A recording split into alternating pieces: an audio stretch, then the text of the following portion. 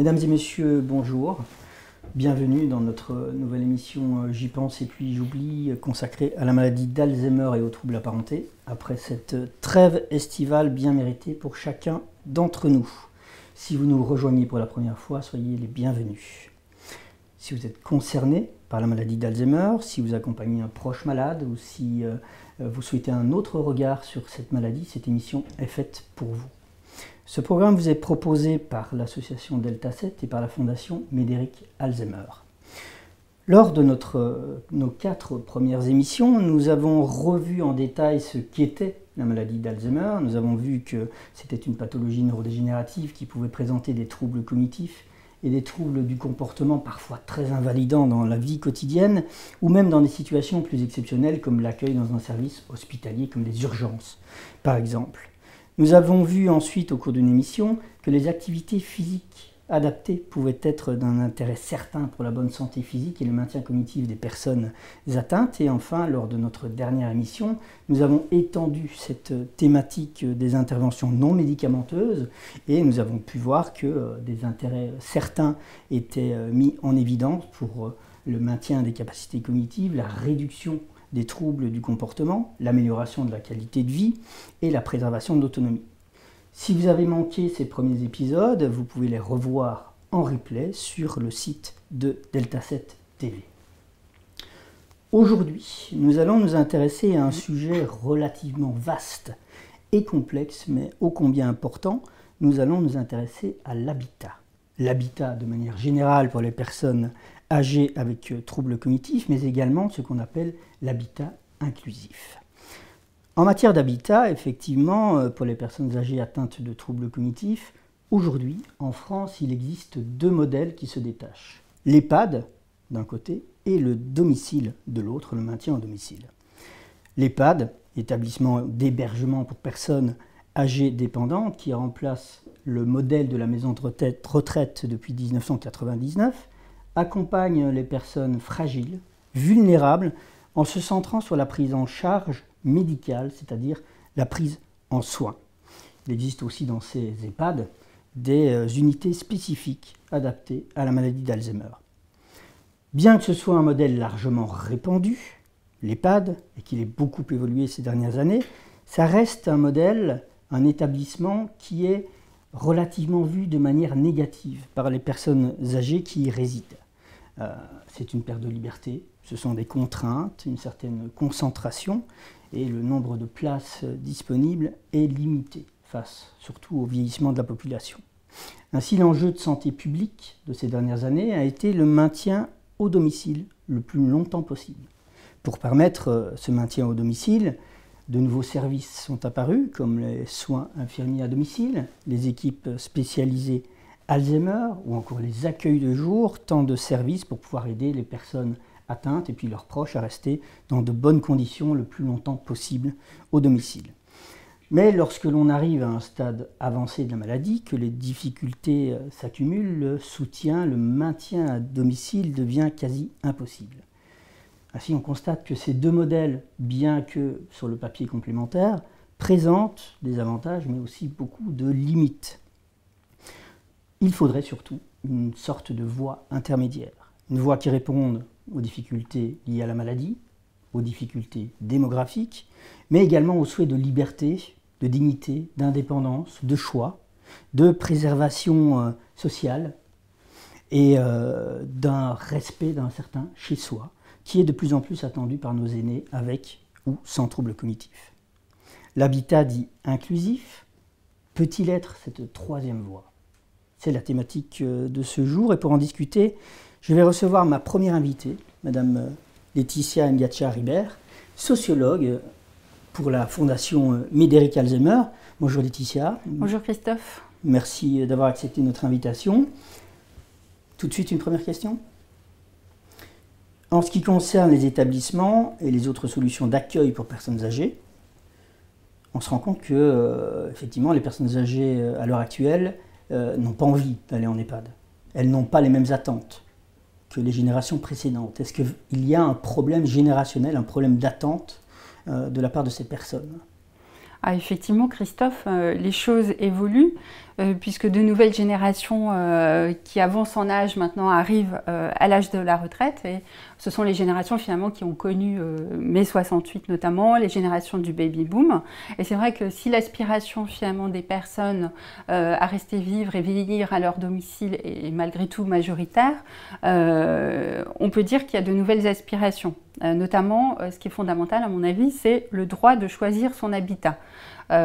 Et pour cette génération, il me semble qu'il y a des valeurs importantes qui sont à développer. C'est l'autonomie, la liberté, le choix donc, et les liens qu'elles peuvent créer justement avec leur environnement.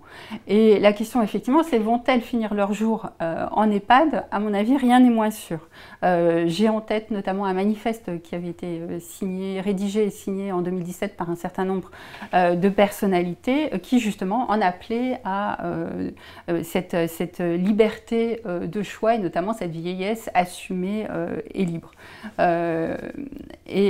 Effectivement, on est de moins en moins, je pense, dans cette binarité entre domicile et EHPAD. Alors quand on regarde également les effets et l'impact finalement du Covid et des confinements qui ont été décrétés par rapport à cette lutte contre l'épidémie, effectivement, on peut s'interroger sur les aspects éthiques du confinement et beaucoup de familles, je crois, me semble-t-il, ont justement fait de nouveaux choix, d'autres choix que de laisser leurs proches finalement en EHPAD. Il me semble qu'il y a eu un mouvement comme ça de retrait qui fait que finalement des places se sont même libérées, me semble-t-il.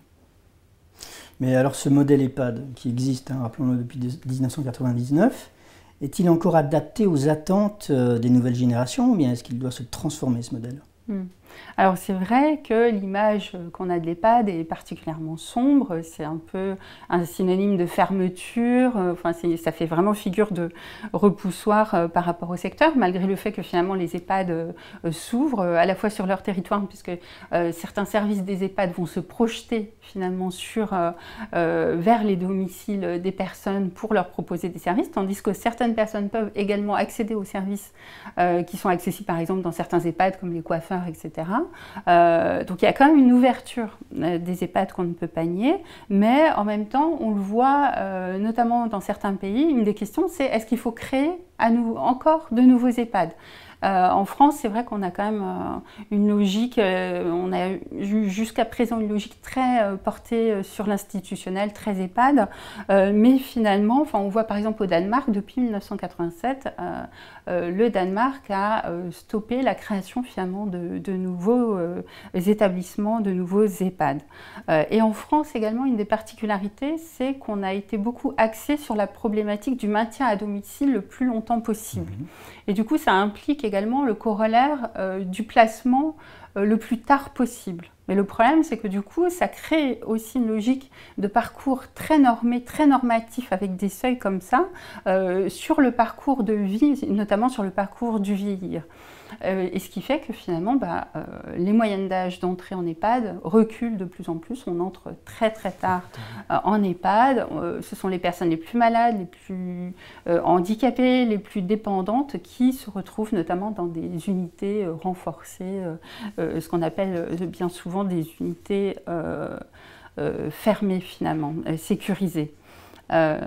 Et c'est vrai que du coup, il peut exister d'autres logiques finalement par rapport à ce besoin de changer d'habitat.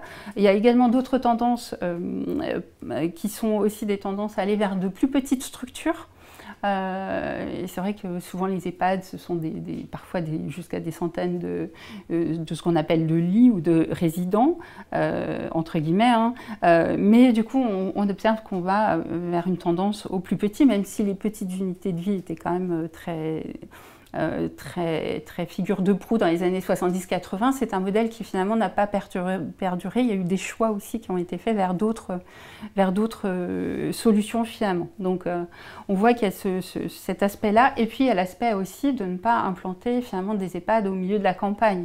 Ça crée aussi des questions de difficultés d'ancrage territorial absolument terribles. Aujourd'hui, on est dans d'autres configurations, plus de logique vers les centres-villes.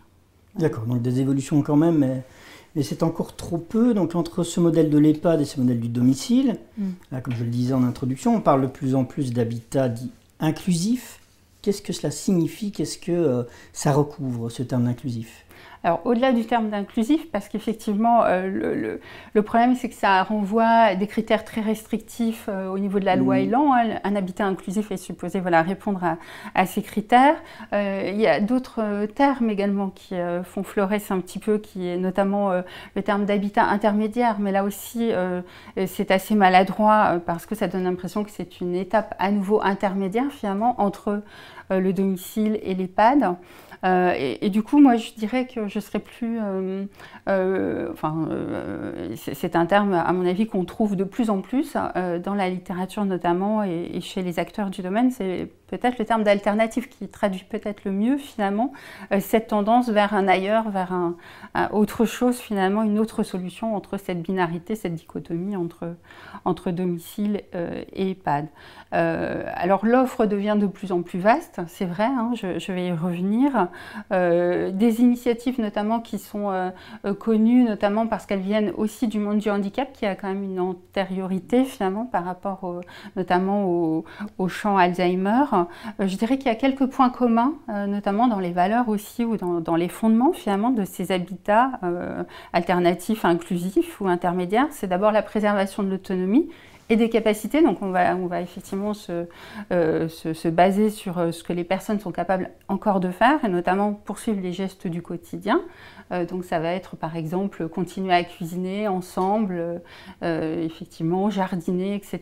Donc vraiment ou même avoir un cours, je sais pas, de yoga, etc. Donc vraiment des activités comme ça du quotidien.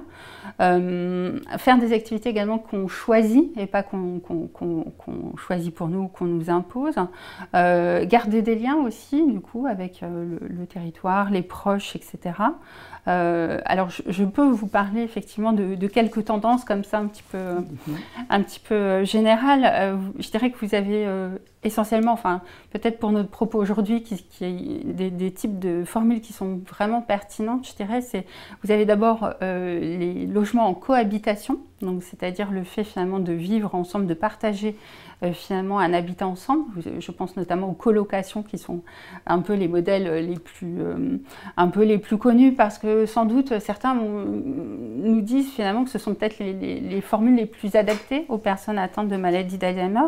Donc il s'agit en fait de lieux de vie ordinaires dans un petit collectif où finalement quelques habitants, ça peut être 7-8 habitants, vont partager un espace, une maison commune par exemple, chacun va avoir sa chambre, mais il va y avoir le partage finalement du salon, salle à manger, le jardin, etc.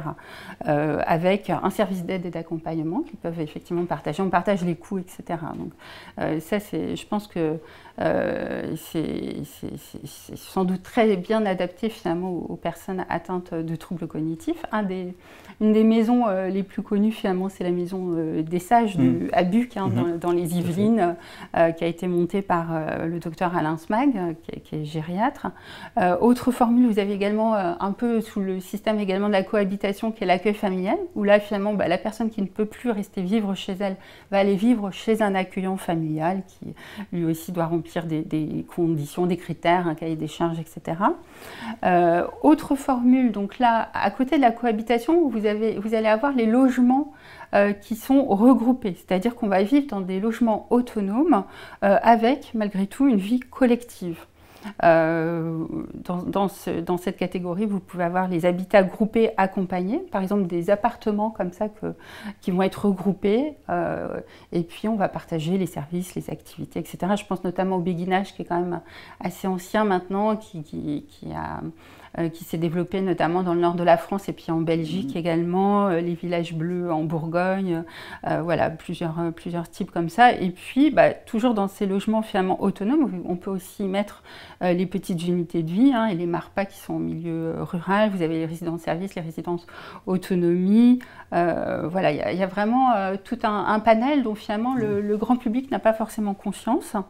Et puis, on peut aussi, si on pense que c'est adapté à nos besoins, on peut également décider d'intégrer un établissement.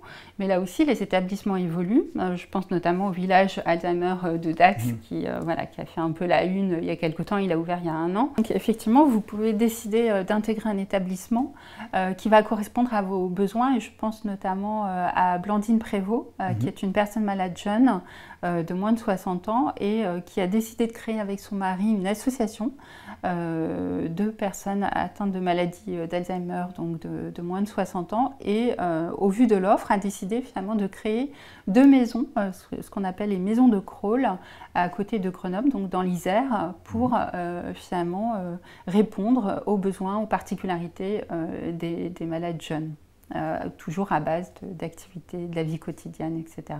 Très entourés et également ancrés sur leur territoire. Très bien, donc de nombreuses alternatives, effectivement. Donc il ne faudrait pas dire habitat inclusif, mais plutôt alternatif, d'après vous. Mais ce terme quand même d'habitat inclusif, il s'insère bien dans ce qu'on recherche, c'est-à-dire une société plutôt inclusive. Est-ce que ce n'est pas plutôt un des éléments fondateurs, grosso modo, d'une direction, en tout cas pour cette future société inclusive? Ah, effectivement. C'est vrai que c'est un terme très à la mode, qu'on entend beaucoup, hein, la notion de société inclusive. Il faut aussi faire attention à ce qu'on inclut dedans. Mais je dirais qu'au fondement, ça vient également ça vient du monde du handicap. Au fondement, c'est toujours l'idée de continuer à vivre le mieux possible au sein de la cité, au sein de la société, en restant acteurs et en fonction de leurs propres choix. Avoir cette liberté finalement de choix de vie et un petit peu appliquer cette notion finalement d'habitat. Et ce qu'il y a également derrière la notion de société inclusive, finalement, c'est l'idée que c'est la société qui doit s'adapter aux besoins des personnes et non pas le contraire. Donc ça me semble très important. Et puis il y a également cette idée que finalement c'est la société entière qui doit se mobiliser. Donc ça peut être les commerçants, les entreprises, les dirigeants d'activités sportives, d'activités culturelles, les musées, etc. Vous voyez vraiment au quotidien tous ces acteurs qui finalement ne peuvent pas ne pas intervenir pour essayer d'adapter finalement et ne pas mettre de côté, ne pas exclure finalement des personnes qui, parce qu'elles auraient une maladie, ne pourraient plus en théorie, en tout cas, ne plus agir et continuer à être finalement des citoyens à part entière. Donc ça, je pense que c'est fondamental, avec cette idée toujours d'ancrage sur un territoire, voilà, sur la cité. Ça peut même être sur le quartier. Maintenant se développe d'ailleurs la notion finalement de micro-citoyenneté. Parce qu'on se rend compte aussi que la notion de société inclusive, elle est à toutes les échelles. Hein. Ça peut aller de l'échelle la plus micro-locale jusqu'à l'échelle la plus internationale, puisque certains pays et des associations finalement développent et mettent en œuvre cette idée finalement de société inclusive, mais on se rend compte aussi à la lumière des évaluations que finalement c'est souvent en partant de la petite échelle, de la plus petite échelle, notamment de la notion de quartier, qu'ensuite on peut diffuser des bonnes pratiques et finalement remonter, vous voyez, les différents niveaux d'échelle, plutôt que d'avoir un programme qui va être national et puis qu'ensuite qu'on va tenter d'implémenter, de mettre en œuvre, en application sur des territoires et peut-être de façon moins adaptée que finalement l'échelle fine du local. C'est en tout cas ce qui ressort aussi des évaluations qu'on peut constater. Mais je pense aussi, il y a un message qui me semble important finalement à transmettre. S'il y avait un message à transmettre là, ce serait peut-être qu'il faut anticiper. Il y a cette notion d'anticipation finalement, qui est aussi basée sur la bonne information des personnes, du grand public, des aidants, des personnes malades elles-mêmes, ou peut-être qui simplement avancent en âge. C'est cette idée et finalement que si on veut avoir le choix, il faut s'informer et il faut aussi réfléchir un petit peu en fonction de son parcours de vie, en fonction de son histoire de vie, des caractéristiques socio-économiques effectivement dont chacun, voilà, on est porteur finalement, mais je pense que ça c'est important. Et puis effectivement, il y a également cette notion de il faut sortir de la binarité et, comme vous le disiez, le domicile, ce n'est pas non plus forcément la panacée. C'est-à-dire qu'il faut aussi retirer cette idéalisation qu'on peut avoir aussi du domicile, parce qu'on peut aussi perdre son conjoint ou vivre seul et finalement se retrouver de manière isolée et puis du coup rencontrer des problèmes d'isolement, de malnutrition, peut-être même de maltraitance par quelqu'un qui serait dans votre entourage mais pas un proche éventuellement. Donc je pense qu'on sort de cette dichotomie, effectivement, mais l'anticipation et la bonne information va permettre également finalement d'éviter les urgences, parce qu'on se rend compte que en fait, l'entrée souvent en établissement a lieu, le début de la fin, si je puis dire, malheureusement, c'est en fait à l'issue d'une chute. C'est un engrenage souvent, un engrenage voilà, un peu comme ça, où on chute, on entre aux urgences, au SSR, en soins de suite de réadaptation, en hôpital, et puis ensuite on vous recommande de trouver un EHPAD assez vite en fait finalement. Donc si on veut sortir de ce parcours un peu balisé malheureusement voilà, qui conduit en EHPAD, ce serait vraiment de prévenir. Et comme on parlait effectivement, il y a une journée, il n'y a pas très longtemps que la Fondation a organisé sur la prévention, et de plus en plus il y a cette idée finalement qu'il peut y avoir aussi une prévention beaucoup plus sociale en termes d'habitat, et qu'il y a peut-être un diagnostic social, comme il peut y avoir un diagnostic médical, il peut y avoir aussi un diagnostic social, évidemment à l'aide des accompagnants, à l'aide des intervenants, les travailleurs sociaux, etc., qui sont tout à fait des acteurs aptes à participer aussi finalement à cette poursuite de la liberté en matière d'habitat. Merci Laetitia Ngacha-Ribert de toutes ces informations riches et approfondies. Merci d'avoir accepté notre invitation.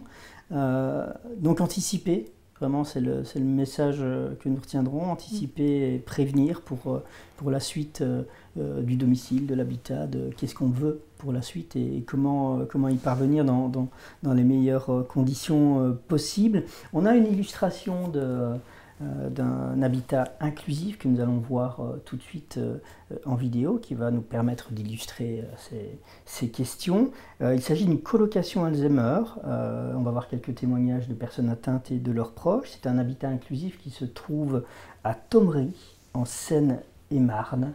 Je vous laisse regarder. Mais quand elle parle d'ici, maman, elle dit, dans cette maison, c'est curieux, tous mes amis sont là. Je sais pas comment ils sont arrivés là, mais ils sont là. Pour moi, je suis bien ici. En fait, je me rends compte après 4 mois ici, tout ce qui est la façon de vivre fait qu'on les réintègre dans les gestes du quotidien. Alors, je suis Meryl Blandin-Lambert, je suis mandataire judiciaire à la protection des majeurs. J'exerce la mesure de tutelle de Madeleine, qui vit ici depuis 3 mois, âgée de 93 ans. Écoutez, à chaque fois que je viens la voir, je la trouve rayonnante. Et si tous pouvaient bénéficier de ce système, ça serait vraiment formidable.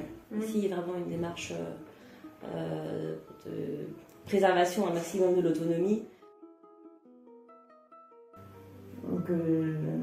Que je puisse y rester le plus longtemps possible. Voilà.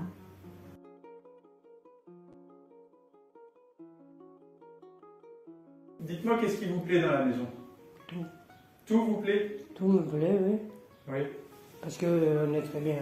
Les gens sont très bien intentionnés pour vous rendre service et vous faire ce que vous voulez, quoi. C'est vrai. Qu'ils fassent.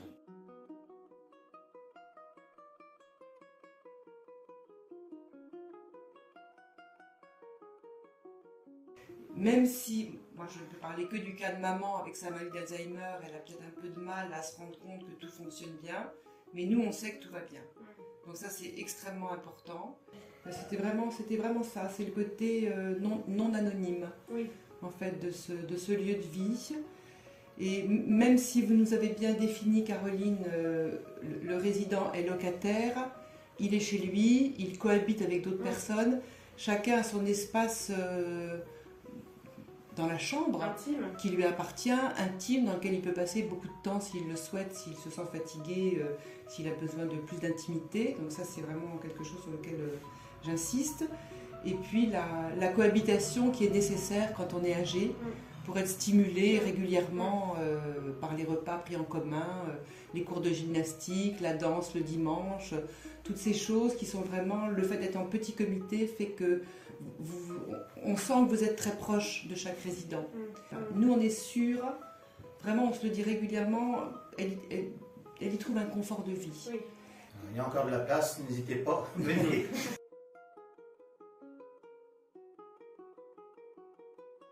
En tout cas, c'est très agréable de vous accompagner. Ah oui? Bah oui. Ouais. Tant mieux, si vous le dites, je suis contente.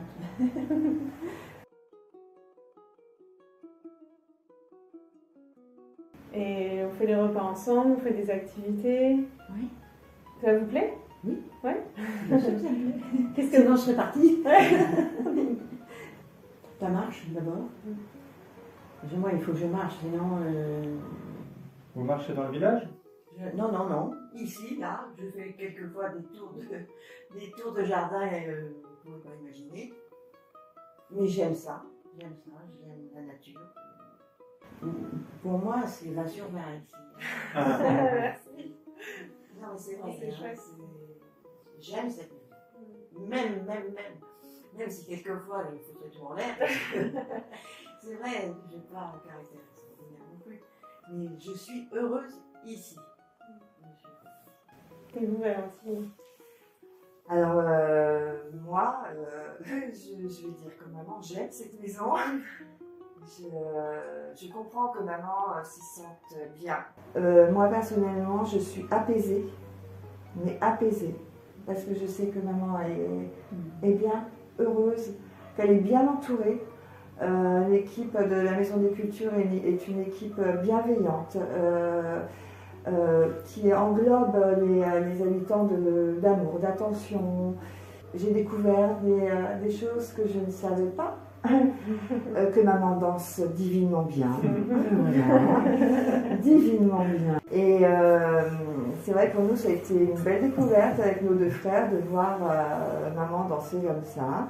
Ouais, moi, je trouve que c'est une belle grande famille ici. Une belle grande famille. C'est la famille du bonheur, elle est solaire cette maison, je trouve, il y a une âme. Est-ce que vous voulez ajouter quelque chose, Aline? Non, je crois qu'on a tout dit. Ok. On a tout dit, du fait que je suis heureuse ici, du fait que je trouve que les gens sont sympathiques, et je trouve que je puisse y rester le plus longtemps possible. Voilà. Et puis l'équipe est jeune, Ouais. elle est dynamique. Ça bouge. C'est Ouais. vivant. Ouais. Mais c'est vrai aussi on sent qu'on est accueilli. Et ça, c'est quelque chose qui est vraiment... ça m'époustoufle quelquefois.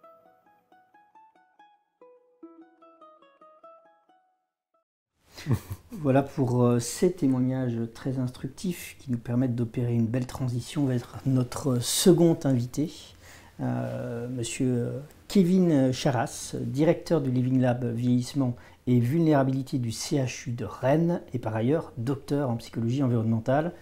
Vous allez nous aider à approfondir un petit peu ce sujet. Kevin, merci d'avoir répondu à notre invitation. Bonjour, merci Bonjour. de m'avoir invité. Je vous en prie.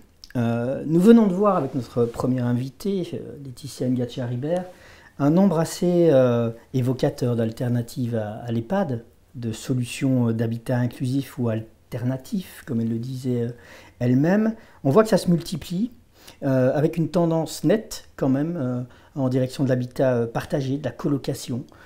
Qu'est-ce que vous en pensez et qu'est-ce que ça évoque pour vous, cet habitat inclusif ?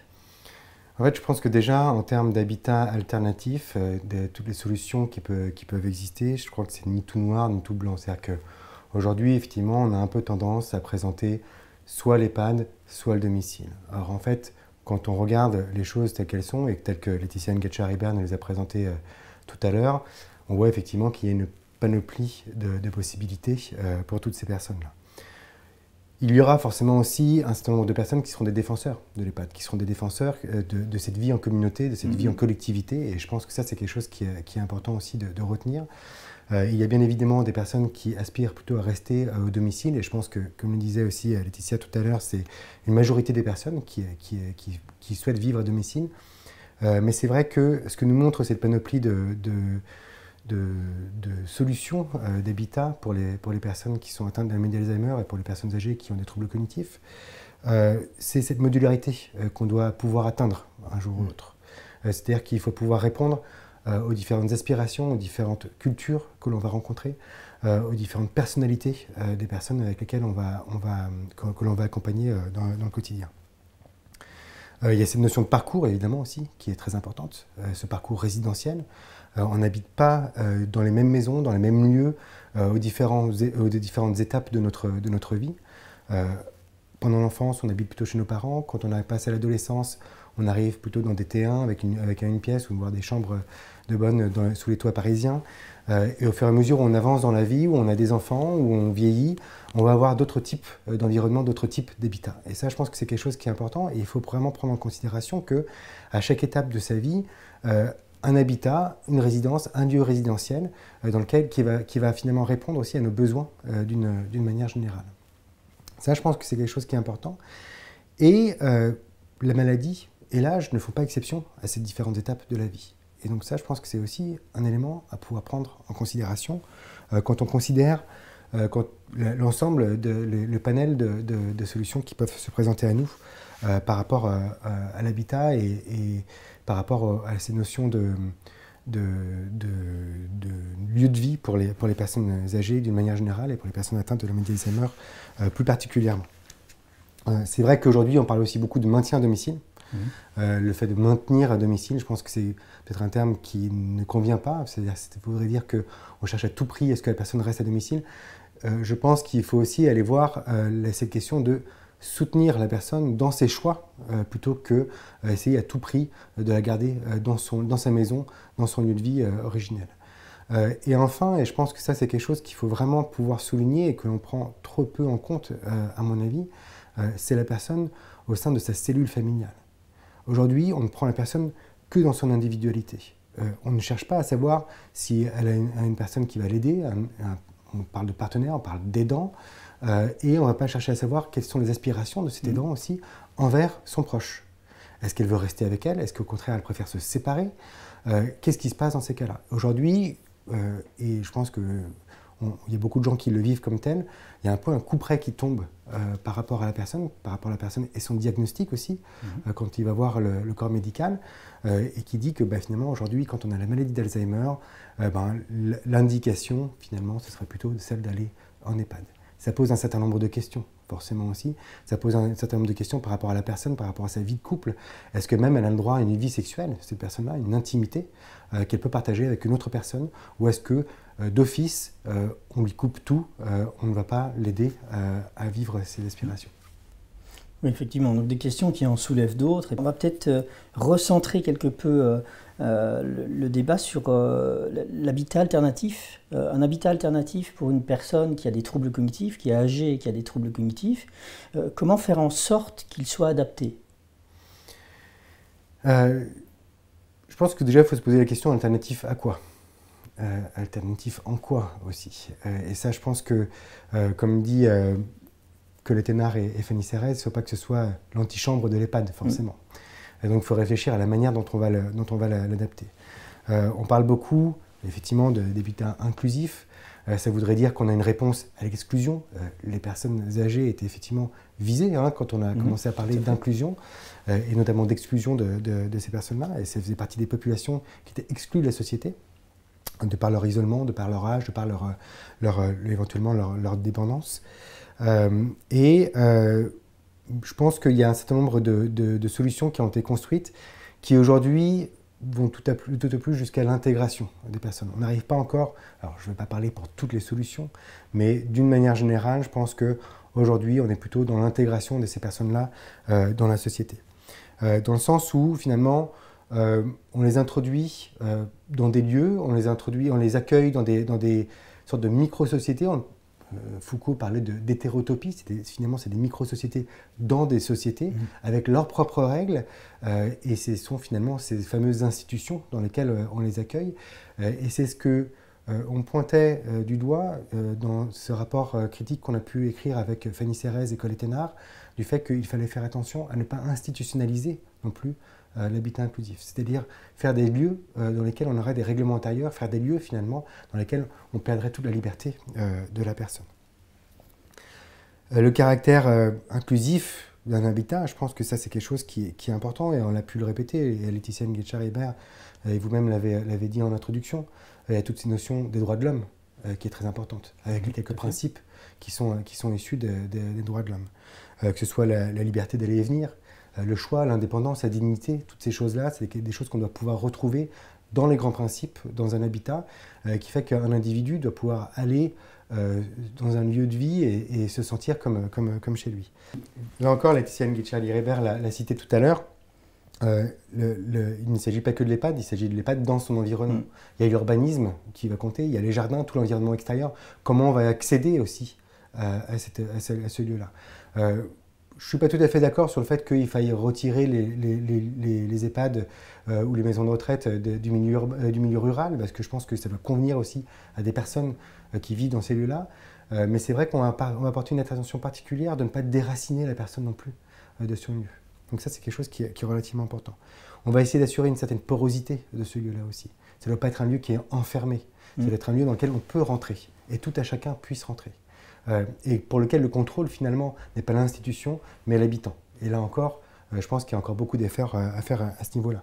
C'est un lieu à partir duquel, quand on est dans un milieu urbain, on peut accéder à un certain nombre de services, un certain nombre de commerces, par exemple, aussi.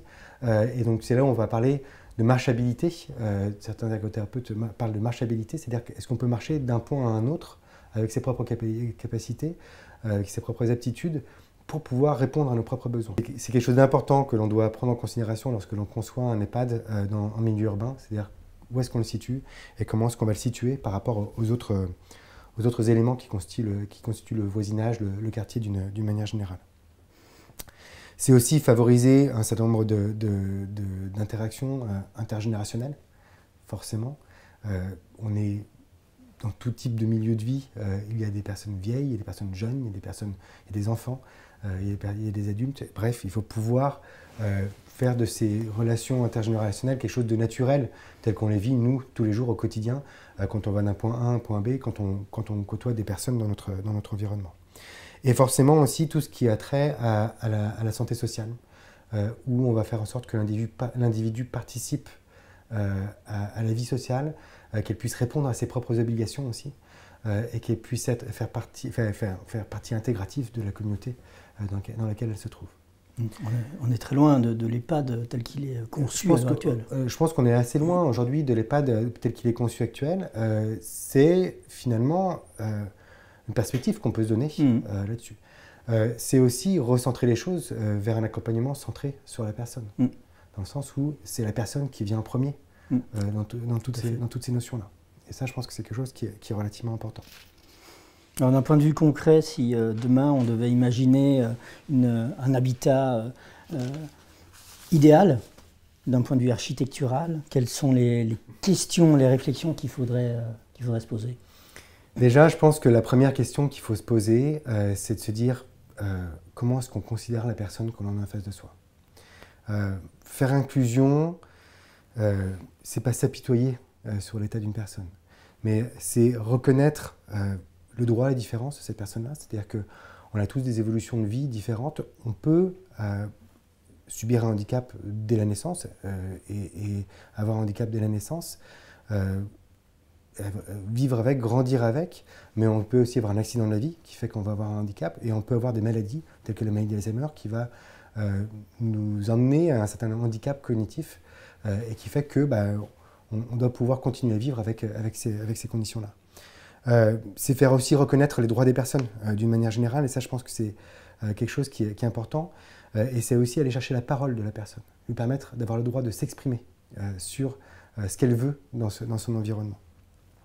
En fait, si on traduit un peu les choses, si on cherche un peu à résumer un peu toutes ces choses-là, c'est sortir d'une sorte de validisme, où on parle de validisme ou de capacitisme, c'est-à-dire en fait de discrimination par la dépendance ou par l'indépendance des personnes.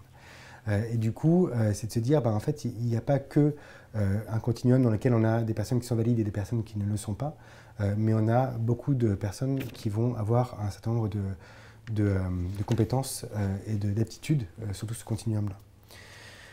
C'est du coup, je pense, quand on va construire un endroit, quand on va concevoir un lieu, plutôt se fonder sur les compétences de la personne que sur ses dépendances. On va essayer de sortir d'une approche qui est compensatoire uniquement.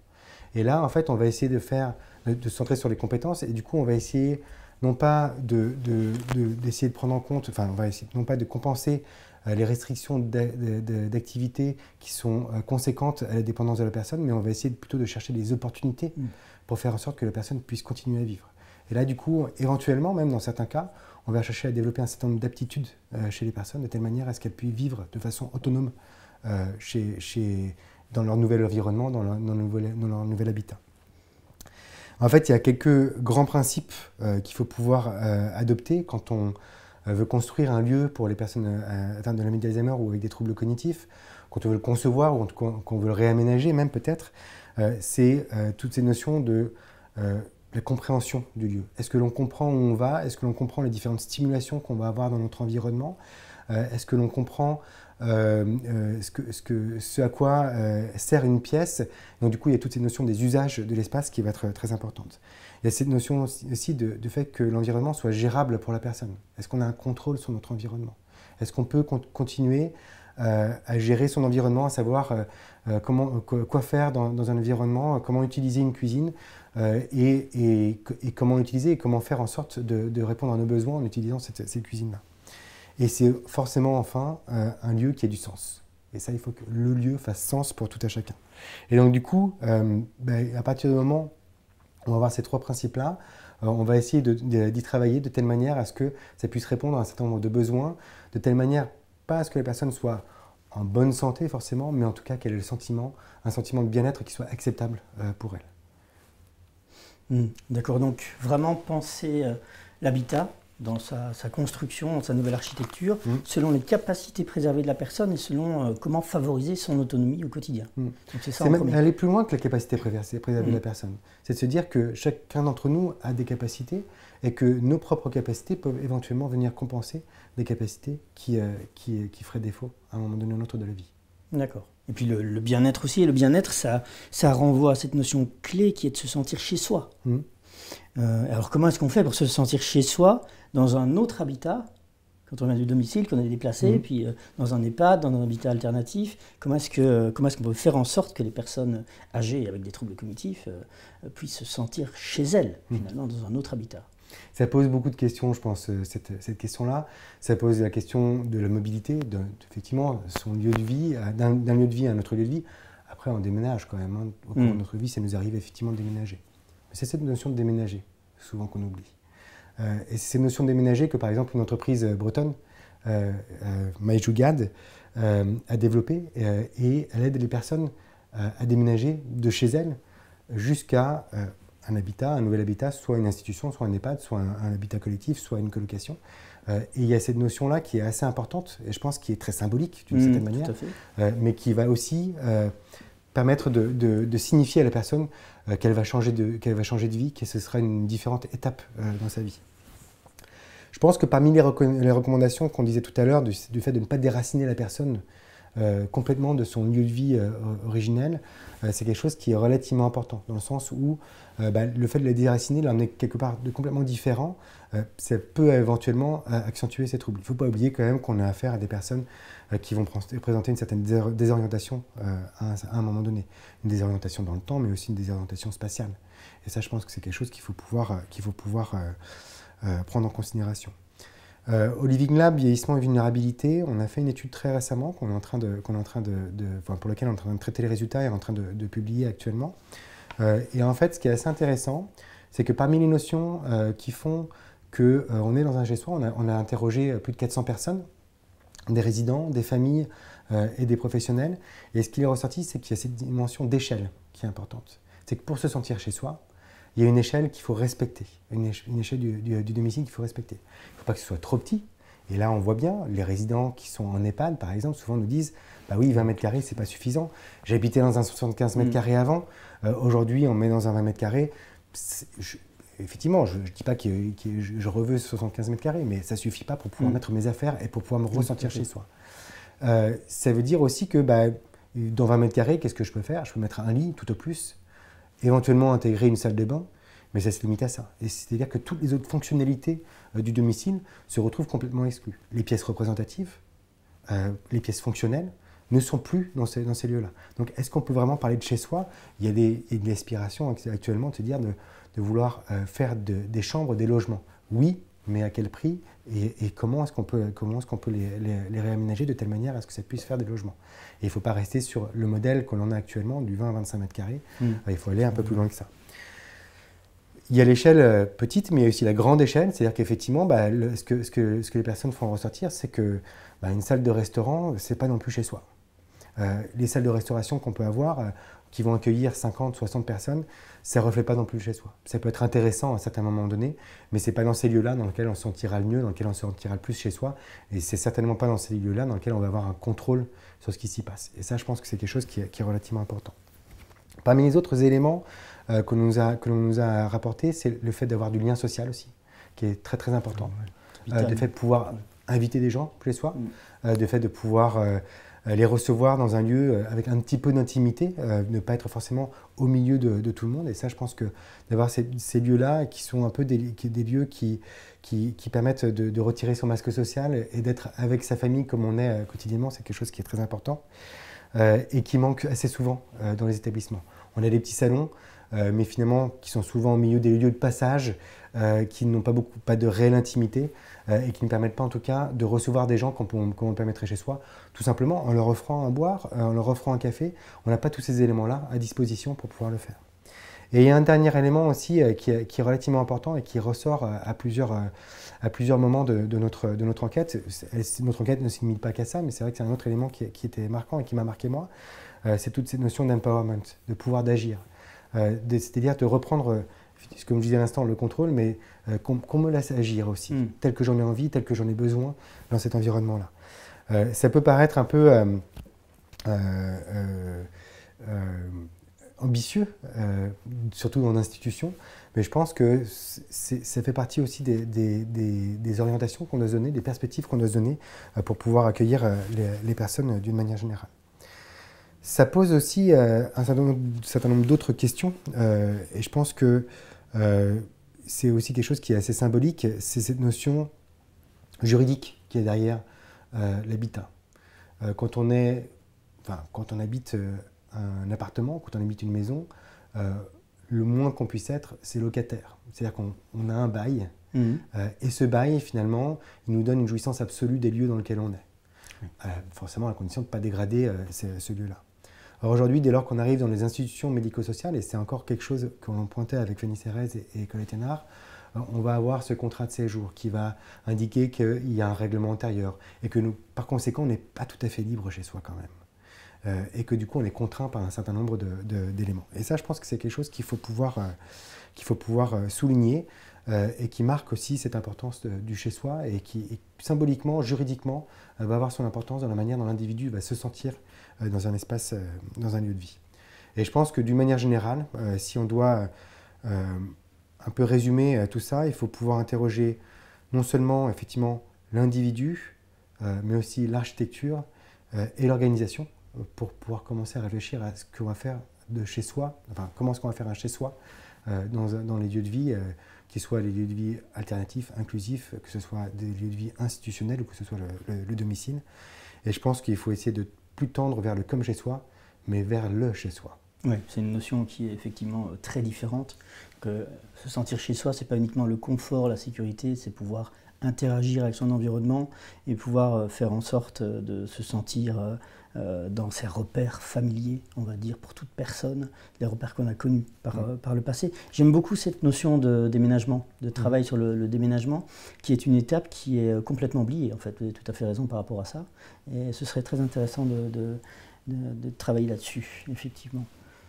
Merci Kevin Charras pour tous ces éclaircissements. Je rappelle que vous êtes l'auteur de ce livre, Maladie d'Alzheimer et troubles apparentés, la collection Ouverture Psy des éditions InPress. Donc si vous voulez approfondir le sujet, n'hésitez pas à acheter ce livre. En conclusion et en résumé synthétique de ces échanges riches avec nos invités sur cette thématique d'habitat inclusif, nous retiendrons que quel que soit l'habitat, l'EHPAD, le domicile, un habitat alternatif, ce sont en priorité certains droits des résidents auxquels nous devons penser en priorité. L'indépendance, le choix, la dignité, le respect de la vie privée, la capacité d'agir et d'avoir des liens sociaux, et pas uniquement rester, comme c'est trop souvent le cas, sur des notions de sécurité et de soi. Il faut voir plus loin.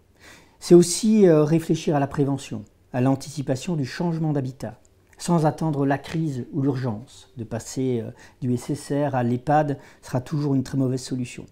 Donc, y penser avant d'y être contraint. Travailler sur un déménagement adapté aux personnes âgées atteintes de troubles cognitifs, ça peut être une piste très intéressante. Enfin, plus généralement, se poser davantage de questions et de réflexions qui remettent la personne âgée au centre de son environnement, ce qui signifie de développer, de co-construire avec la personne elle-même son nouvel habitat, pour lui, pour elle, sans attendre qu'il s'adapte. Avec des troubles cognitifs, il n'est plus en capacité de le faire, à un environnement ou un habitat qui aurait été pensé sans lui. Cette émission est à présent terminée. Je vous donne rendez-vous le mois prochain pour une nouvelle thématique et portez-vous bien et à très bientôt.